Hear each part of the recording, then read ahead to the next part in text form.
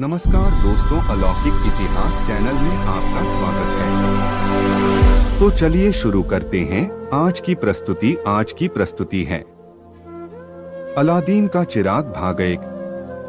चीन की राजधानी में मुस्तफा नाम का एक दर्जी रहता था। वह गरीब आदमी था और बड़ी कठिनाई से अपने परिवार वालों का पेट भरता था। उसके पुत्र का नाम अलादीन था, जो कुछ कामकाज नहीं करता था, सिर्फ खेलकूद में समय बिताता था। माता पिता की बातों की उपेक्षा करके सवेरे ही घर से निकल जाता और अपनी ही तरह के आवारा लड़कों के साथ दिन भर खेलता रहता। वह कुछ बड़ा हुआ तो उसके पिता ने उसे अपना काम सिखाने के लिए अपनी दुकान पर बिठाना शुरू किया, किंतु न प्यार से न मार से उसे कुछ भी सिखाया न जा सका। वह पिता की आंख बचाकर दुकान से भाग जाता और दिन भर खेलकूद में बिताकर शाम को घर लौटता और मार खाता। मुस्तफा बहुत खींचता और परेशान होता कि मेरे मरने के बाद यह क्या करेगा। इसी चिंता में वह बीमार हो गया और कुछ महीनों बाद उसकी मृत्यु हो गई। अलादीन की मां जानती थी कि अलादीन से दुकान न चल सकेगी, इसलिए उसने दुकान बेच दी और रुई खरीदकर सूत काटने का धंधा करने लगी। बूढ़ी मां के इस कष्ट का भी अलादीन पर कोई प्रभाव न पड़ा। जब वह उससे कुछ काम करने को कहती तो वह उससे गाली गलौज और झगड़ा करता। उसका साथ तो आवारा लोगों का था कि वह किसी भले आदमी की बात भी नहीं सुनता था। कुछ दिन और बीते। अलादीन 14 वर्ष का हो गया, किंतु उसमें बिल्कुल बुद्धि न आई। उसे यह विचार तक नहीं आया कि कुछ कमाई करके अपना और माँ का पेट पालना उसका कर्तव्य है। एक दिन वह बाजार में खिलंदड़ापन कर रहा था कि एक परदेशी ने कुछ देर तक उसे गौर से देखा और फिर उसके बारे में पूछताछ की कि यह किसका लड़का है और कहाँ रहता है।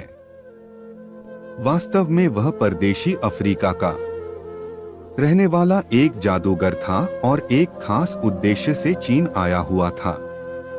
वह जादू के अलावा रमल इत्यादि कई और विद्याएं भी जानता था। वह जिस काम के लिए आया था उसमें सहायता देने के लिए उसे यही लड़का उपयुक्त मालूम हुआ।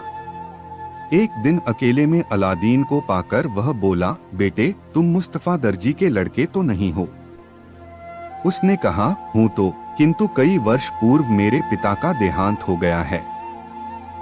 यह सुनकर अजनबी ने उसे खींचकर अपने सीने से लगा लिया और खूब प्यार किया और आहें भर कर रोने लगा। अलादीन को इस पर आश्चर्य हुआ और उसने पूछा कि तुम क्यों रो रहे हो? जादूगर आहें भरता हुआ बोला, हाय बेटा, क्या कहूं, तुम्हारा पिता मेरा बड़ा भाई था। मैं कई वर्षों तक देश विदेश की यात्रा करने के बाद चीन आया हूं। इस नगर में आने का मेरा उद्देश्य यही था कि मैं अपने बड़े भाई से मिलूं। मैं इस ख्याल से बहुत खुश था और मुझे विश्वास था कि इतने लंबे समय के बाद मुझे देखकर वे भी बड़े प्रसन्न होंगे। तुम्हारे मुंह से उनकी मृत्यु का समाचार सुन कर मुझे ऐसा दुख हुआ है जो कहा नहीं जा सकता। मेरे यहाँ आने का उद्देश्य तो मिट्टी में मिल गया और मार्ग का सारा श्रम वृथा हुआ। अब मेरी भगवान से प्रार्थना है कि तुम्हें लंबी उम्र दे। मैं तुम में तुम्हारे पिता के सारे हाव भाव और चाल ढाल देखता हूँ। तुम्हारी सूरत भी उनसे मिलती है। तुम्हें देखकर मुझे बड़ा संतोष होता है। यह कहकर उसने जेब से कुछ पैसे निकाले और उसे देकर कहा, बेटा, तुम्हारी माँ कहाँ रहती है? तुम उनसे मेरा सलाम कहना और कहना कि कल अवकाश मिलने पर मैं तुम्हारे घर अवश्य आऊंगा और फिर उस जगह पर बैठूंगा जहां भाई साहब बैठते थे और इस तरह मन को संतोष दूंगा। अलादीन ने उसे अपने घर का पता बता दिया। जादूगर के जाने के बाद अलादीन माँ के पास पहुंचा और बोला, अम्मा, क्या मेरे कोई चचा भी है? माँ ने इससे इनकार किया तो वह बोला, अभी एक आदमी मुझसे कह रहा था कि मैं तुम्हारा चचा हूँ। जब मैंने उसे पिताजी के मरने की बात बताई तो वह मुझे गले लगाकर बहुत रोया और उसने मुझे बहुत प्यार भी किया और पैसे भी दिए। उसने तुम्हें सलाम कहा है और कहा है कि कल फुर्सत मिली तो आऊंगा और उस जगह बैठकर अपने मन को डोट संतोष दूंगा जहां मेरा भाई बैठता था। उसकी मां ने कहा, तुम्हारे पिता का तो एक ही भाई था जो उसके जीवन काल ही में मर गया। मैंने तुम्हारे पिता से किसी और भाई के बारे में कुछ नहीं सुना। दूसरे दिन अलादीन बाजार में अन्य लड़कों के साथ खेल रहा था तो उसे वही जादूगर मिला। उसे गले से लगाकर 2 अशर्फियां दी और कहा, इनसे खाद्य सामग्री लेकर अपनी माँ से खाना पकवा रखना। मैं शाम को तुम्हारे घर आऊंगा और हम सब लोग मिलकर भोजन करेंगे। तुम एक बार फिर अपने घर का ठीक ठीक पता बताओ जिससे मैं शाम को वहां पहुंच सकूं। अलादीन ने समझाकर पूरा पता बता दिया और जादूगर चला गया। अलादीन भी तुरंत अपने घर गया और उसने अपनी माँ को 2 अशर्फियां देकर सारा हाल बताया।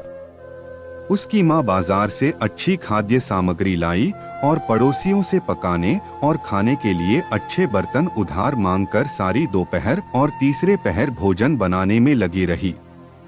भोजन तैयार होने पर उसने अलादीन से कहा, अब शाम हो गई है। तुम्हारा चचा मकान की तलाश में भटक रहा होगा। तुम बाजार जाकर उसे अपने घर ले आओ। अलादीन ने जादूगर को अच्छी तरह घर का पता बताया था, फिर भी वह उसे लेने के लिए उठा, किंतु द्वार पर पहुंचकर उसे लगा जैसे कोई दरवाजा खुलवा रहा है।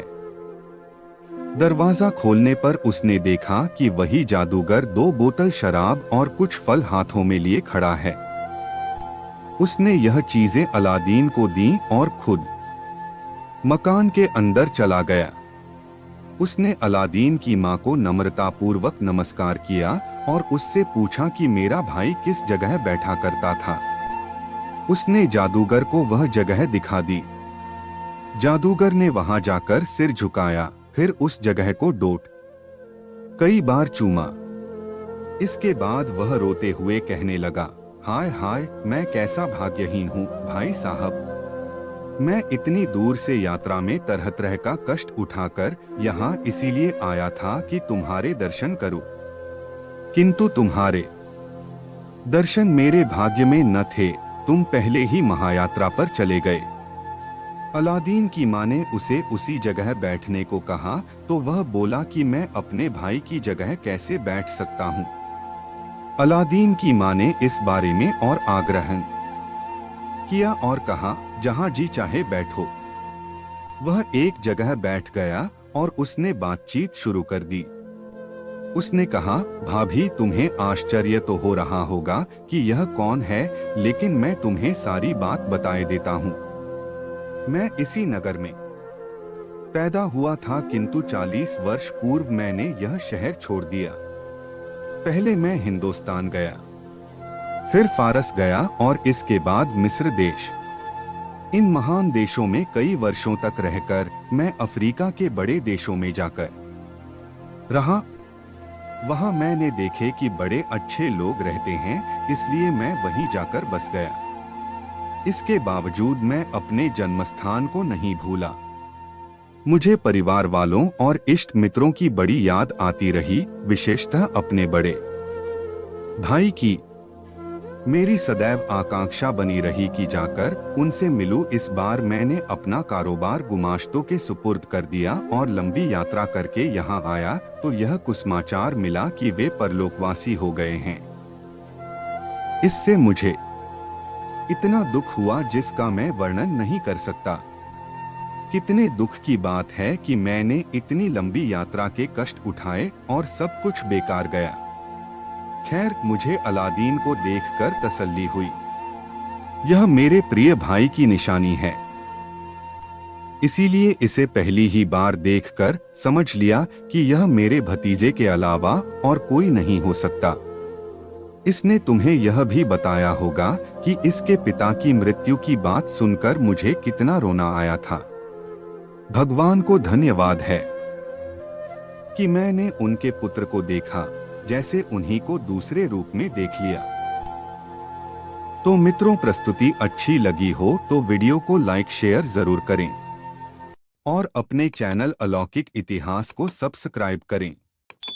साथ ही कमेंट बॉक्स में अगला भाग जरूर लिखें। धन्यवाद मित्रों।